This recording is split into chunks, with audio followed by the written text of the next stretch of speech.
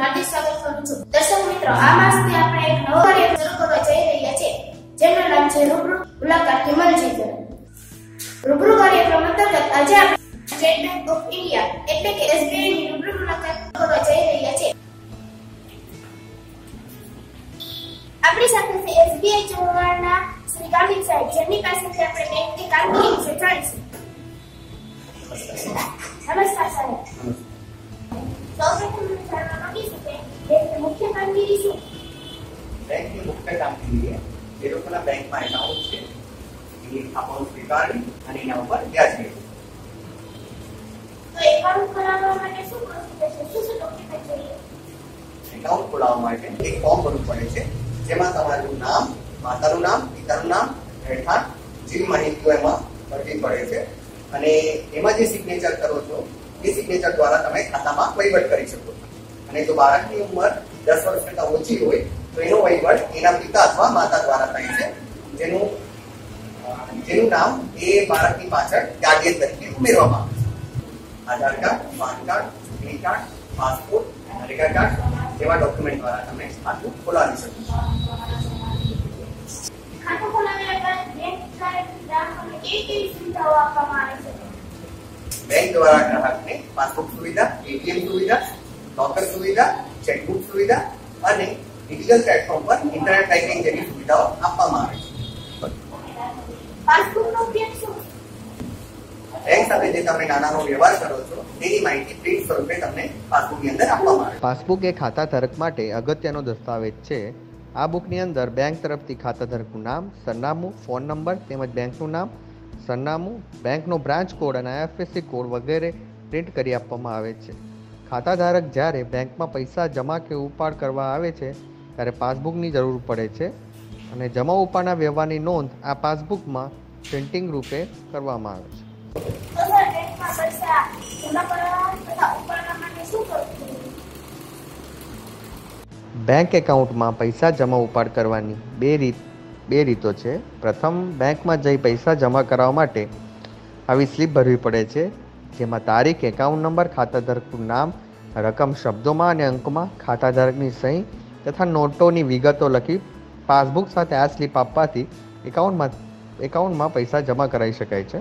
આ રીતે પૈસા ઉપાડવા માટે સ્લીપ ભરવી પડે છે, તેમાં પણ તારીખ, એકાઉન્ટ નંબર, ખાતાધારકનું નામ, રકમ શબ્દોમાં અને અંકમાં તથા ખાતાધારકની સહી કરી પાસબુક સાથે આ સ્લીપ આપવાથી એકાઉન્ટમાંથી પૈસા ઉપાડી શકાય છે।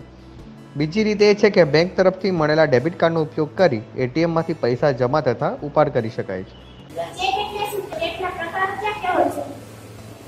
હા, જો આ ચેકબુક છે, ચેક દ્વારા ખાતાધારક કોઈને પણ પૈસાની ચૂકવણી કરી શકે છે અથવા ખાતાધારક પોતે પણ પૈસા ઉપાડી શકે છે। ચેકના મુખ્ય 3 પ્રકાર છે। પ્રથમ પ્રકાર છે બેરર ચેક, જેમાં નામની જગ્યાએ યોરસેલ્ફ લખી, રકમ લખી અને ખાતાધારકની સહી કરવાની હોય છે। આ ચેક જ્યારે વ્યક્તિ બેંકમાં રજૂ કરે છે ત્યારે તેને રોકડ નાણાં મળે છે, પણ જો આવો ચેક ખોવાઈ જાય તો અન્ય વ્યક્તિ પણ નાણાં ઉપાડી શકે છે, એટલે કે બેરર ચેક સૌથી જોખમી પ્રકારનો ચેક છે।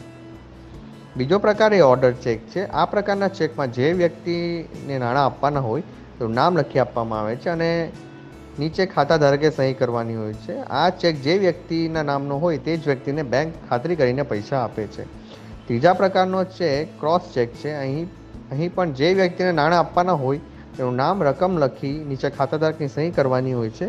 અહીં ચેકની ડાબી તરફના ઉપરના ખૂણે 2 સમાંતર લીટીઓ દોરી વચ્ચેની જગ્યામાં એકાઉન્ટ પે એવું લખવામાં આવે છે, જેથી આ ચેકમાં જે વ્યક્તિનું નામ લખવામાં આવ્યું હોય તે વ્યક્તિના એકાઉન્ટમાં જ પૈસા જમા થાય છે, તેથી આ ચેક સૌથી સલામત ચેક છે।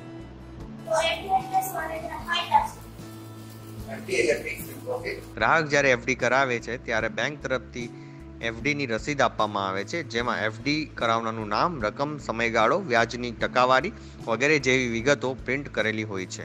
ગ્રાહકે ચોક્કસ સમયગાળા માટે એટલે કે 1 વર્ષ, 2 વર્ષ કે તેથી વધુ સમયગાળા માટે બેંકમાં પૈસા જમા કરાવે છે, જેના પર બેંક ચાલુ ખાતાના વ્યાજ કરતાં પ્રમાણમાં વધારે વ્યાજ આપે છે।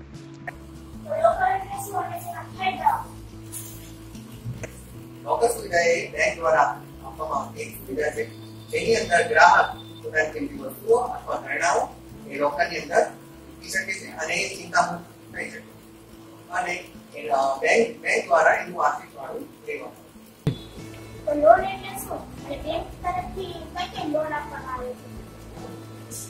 લોન એટલે બેંક તરફથી ઉધારે આપવામાં આવતી રકમ જેને હપ્તાઓ દ્વારા પાછી લેવામાં આવે છે. બેંક એ તમને car loan, home loan, personal loan, education loan જેવી સુવિધાઓ આપે છે. આપણી સાથે છે ધોરણ 5 ના મેનેજર મોદી સાહેબ, તે વિદ્યાર્થીઓને સંદેશ પાઠવે છે. विद्यार्थियों का ये प्रयास श्रेयांगी है। मैं विद्यार्थियों से एक विनती करना चाहूंगा, तो विद्यार्थियों से बोलूंगा अपने भारत को भ्रष्टाचार से छुड़ाना है। भविष्य में आप सभी अच्छे नागरिक बने। સર, તમે તમારો કિંમતી સમય ફાળવી અને બેંક વિશે ઘણી બધી માહિતી આપી એ બદલ તમારો ખૂબ ખૂબ આભાર. એ માટે અમારા તરફથી આ નાનકડો પુરસ્કાર. Thank you.